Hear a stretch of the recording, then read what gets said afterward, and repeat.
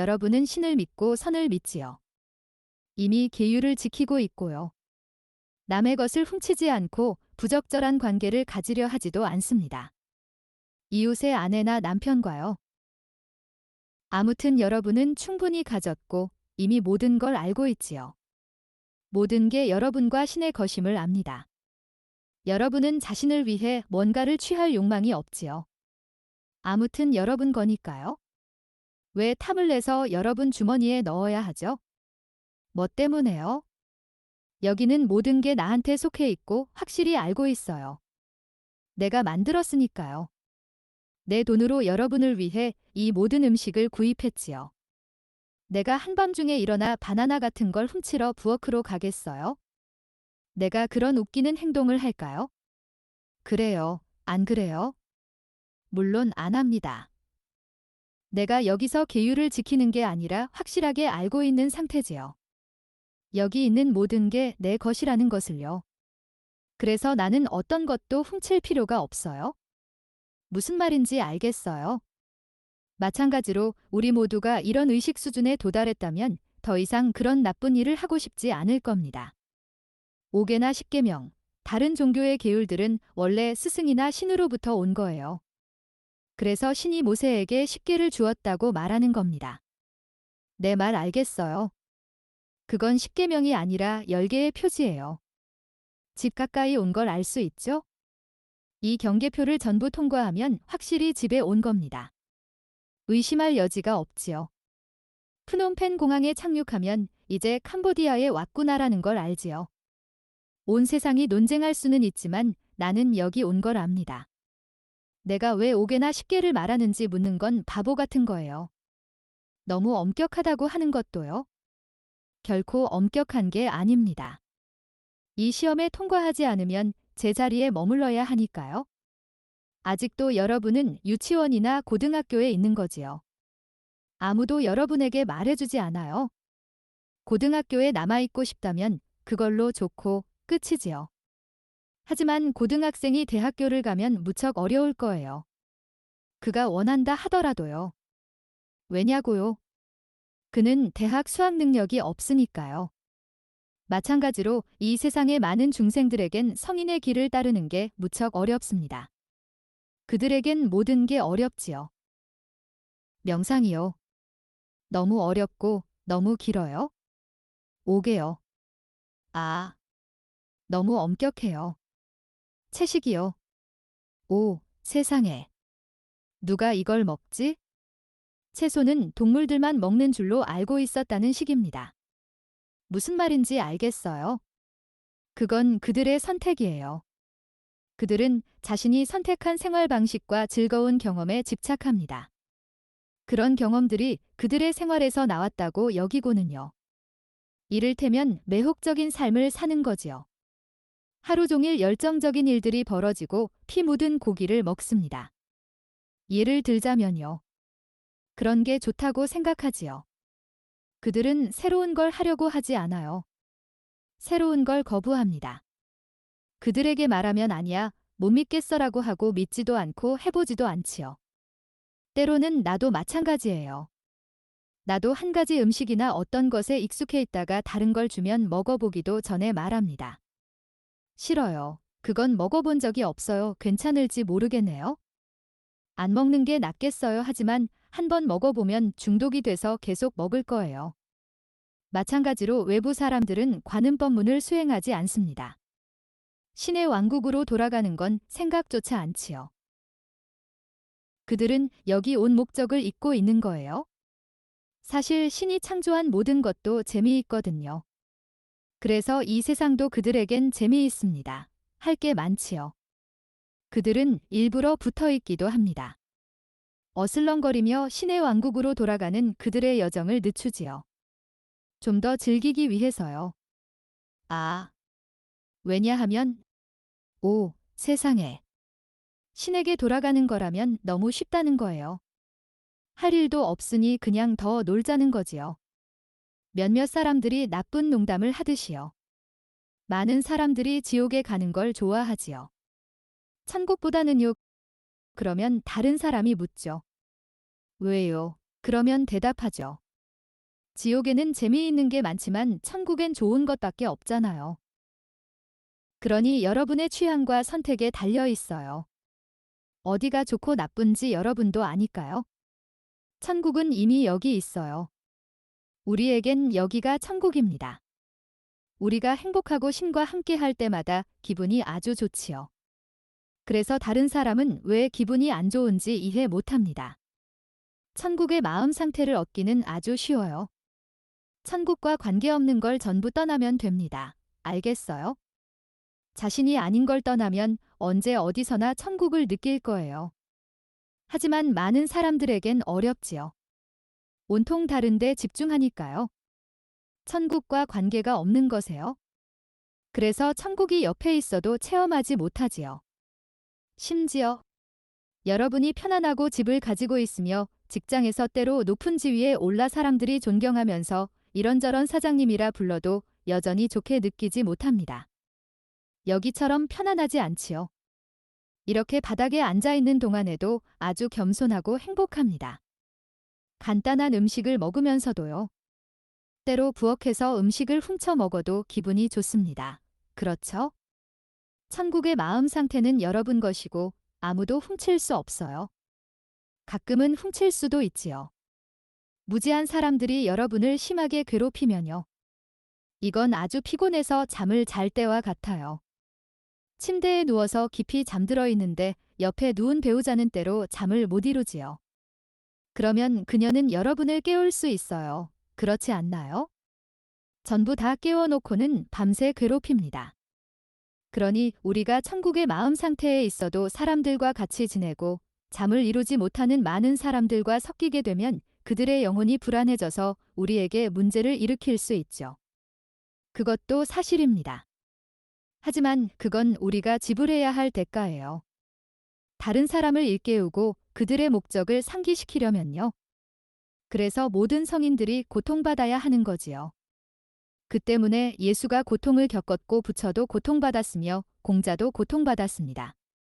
인류에게 지구에서의 목적을 기억하게 도와준 사람은 누구나 고통받았지요. 그러니 할 수 없다는 게 아니라 고생해야 한다는 거예요. 그들과 함께 고통받아야 하지요. 바다에 빠진 사람을 구하기 위해 바닷속에 들어가는 것처럼요. 때로 자신이 물에 빠지기도 하고 힘이 고갈되기도 합니다. 적어도 물에 젖고 지치지요. 해변으로 나올 때쯤이면요. 그 사람을 구출해 오든 그냥 오든요. 그 사람을 구해서 올라와도 다시 해저까지 내려가야 하고요. 그러니 사람을 구하기 위해선 훌륭한 수영선수가 돼야 합니다. 그렇다고 여러분이 젖지 않거나 지치지 않는다는 건 아니에요. 어떤 일이든 힘이 듭니다. 모든 것에는 대가가 있지요. 여러분들은 여기 와서 이미 진리와 깨닫는 방법과 삶의 목적을 알고 있지만 다른 사람과 나누지 않으면 기분이 나쁠 거예요. 그것도 영혼을 괴롭히고 계속 고통스럽게 하지요. 내 말 알겠어요? 또는 병에 걸려 아프고 어디가 가렵거나 지루합니다. 그러면 계속 긁어대니 보기에도 좋지 않아요. 그리곤 마침내 말하지요. 좋아, 좋아. 나가서 일을 하자. 모든 영혼들은 이 목표를 마음속에 지내고 있어요. 이미 깨달은 영혼이든 방금 깨달은 영혼이든 아니면 깨달아가는 중이든 모두 이런 의무가 있습니다. 다른 형제자매들의 기억을 살려서 신의 왕국으로 돌아가는 목적을 상기시켜야 하지요. 그게 우리가 이 세상에 온 유일한 목적이니까요. 너무 모순적이지만 사실이 그래요. 빛을 인식하고자 하는 게 유일한 목표입니다. 그래서 어둠 속으로 온 거지요. 이 우주의 암흑 속으로 온 유일한 목적은 우리가 가진 빛을 인식하는 겁니다. 그래서 우리 자신의 창조력으로 이 몸을 만든 거예요. 물질을 농축시켜서 이런 몸이 형성되었지요. 수십억의 다양한 에너지와 지력과 능력으로 응축하는 과정을 거쳐 이런 신체가 만들어졌습니다. 모든 역량이 결합돼서요. 우리는 모든 정보와 도구들을 가지고 있고 자신을 인식하기 위해 필요한 능력들이 있지요. 그래서 모든 게 신체에 응축된 거예요. 여러분은 여기에 왔으므로 돌아갈 수 없어요. 정말 바보 같지 않나요? 어리석게 들리지요. 하지만 그것만이 할 일이에요. 여기, 저기, 어디에서든요. 우리는 오랫동안 천국에 있었고 필요한 건 뭐든지 가질 수 있었으니까요. 그래서 우린 지금 알고자 하는 겁니다. 우리가 가진 게 무엇이며 우리가 진정 누구인지를요. 그게 도대체 무엇이며 천국이 무슨 뜻인지 말해요. 그래서 그걸 얻기 위해 지옥으로 내려가야만 하지요. 오, 가세요. 안 돼요. 이건 안 해요. 이제 알겠어요. 됐어요. 빨리 돌려보내 주세요. 그럴 거예요. 하지만 아주 역설적으로 들릴 겁니다. 하지만 이 우주에서 달리 뭘 할지 상상이 되나요? 여러 등급을 오르내리며 바보짓을 한 다음 다시 돌아가서 자신을 깨닫고는 다시 내려와서 고생하다 되돌아가는 것 말고는요. 그렇지 않으면 창조는 없었을 겁니다. 우주엔 아무 일도 없었겠지요.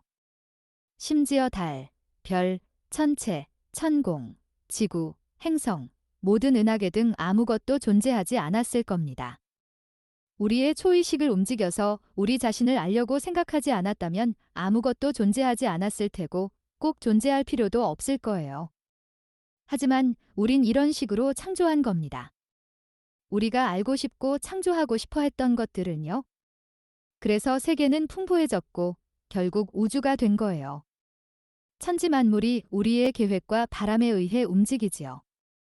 우린 알게 됩니다. 우리에게 만물을 창조할 수 있는 엄청난 역량이 있다는 것을요. 반대로 모든 걸 포기하고 무로 돌아갈 수도 있어요. 지복으로 돌아가면 아무것도 없게 되지요. 그게 바로 창조의 마지막 순간입니다. 마음과 의식이 모두 휴식을 취할 때가 신이 우주를 창조한 제7일째 되는 날이지요. 그날은 만물이 무로 돌아가는 날입니다. 만물이 그들이 속한 근본으로 회귀했다가 재창조되는 거예요.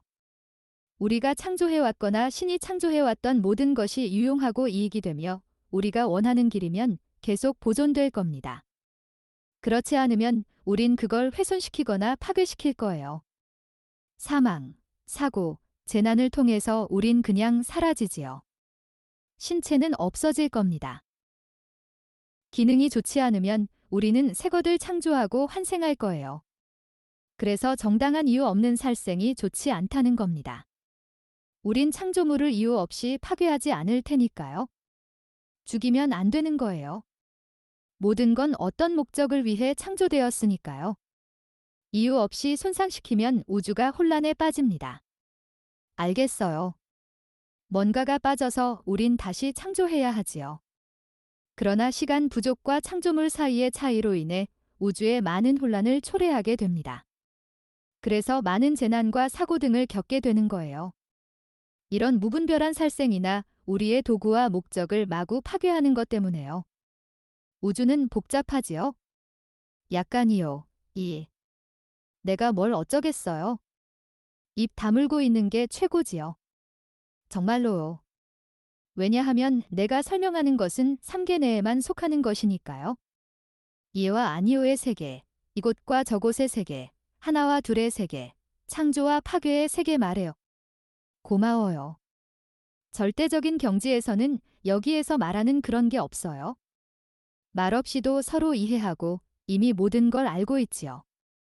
자유롭게 선택할 수 있습니다. 오든 가든 거기에 머물든 뭔가 하든 말해요. 그곳에는 우리의 삶을 위한 더 높은 목표가 있지요. 별로 지루하지도 않아요. 우리가 스승의 자격을 얻은 후에는 의식적이든 무의식적이든 우주의 스승이니까요. 지금 여기선 무의식적이지요. 알겠어요. 하지만 스승의 지위에 오르면 신체도 달라지고 모든 걸 즐길 수 있으며 우리의 운명, 일, 행동, 모든 걸 결정합니다. 그때가 바로 스승인 거지요. 이 육신을 가지고 있는 동안 여기서도 할 수 있습니다. 그 단계에서는 우리가 뭘 하는지 알 수 있으니까요. 자신이 선택한 일을 의식적으로 행합니다. 업장이나 우주의 계획에 이끌리지 않고요. 우린 우주의 계획을 잊어버렸지요. 우리가 이 무거운 물질 세계에 온 이후로요. 스승이 된 이후에는 자신이 뭘 하는지 압니다. 우리가 직접 할 일을 정하고 이곳에서 뭘 하든 좋다는 걸 알며 의식하고 있지요. 대부분 사람들은 여기 와서 그냥 아무 일이나 합니다. 그들도 같은 일을 해야 하지만 자신이 하고 있는 일을 이해하지 못하지요. 자기 일을 사랑하지 못하고 즐거움을 느끼지 못합니다. 때론 지긋지긋해 하지만 벗어날 수도 없고요. 그들에게 이로운 것들은 전부 싫어하고 이롭지 않은 것들을 좋아합니다. 그런 식이에요. 그들은 무의식적이니까요. 그들은 자신이 누구인지 모르고 그들이 가기로 선택한 길도 모릅니다. 선택의 여지가 없지요. 우리가 관음법문을 수행한 다음에는 의식의 힘과 다시 연결됩니다. 우리의 뇌세포도 변하고 신체 세포도 모두 변하며 모든 게 변합니다. 매일매일 변하고 정화되고 또 정화되지요. 완전한 깨달음을 얻고 순수한 사랑과 지혜가 될 때까지요. 이 육신으로 존재하면서도 우린 스승이 될 수 있습니다.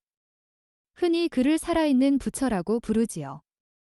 또는 신인이나 군중 가운데 있는 신인 구세주, 그리스도라고 부릅니다. 모든 스승과 소위 부처들은 여러분이 알아볼 수 있지요. 그들의 고귀함이나 지혜와 깨달음, 인생을 아주 아름답게 사는 그들의 방식, 깊은 사랑과 모범적인 행동을 통해서요. 이 세상, 우리 주위엔 많은 스승들이 있습니다.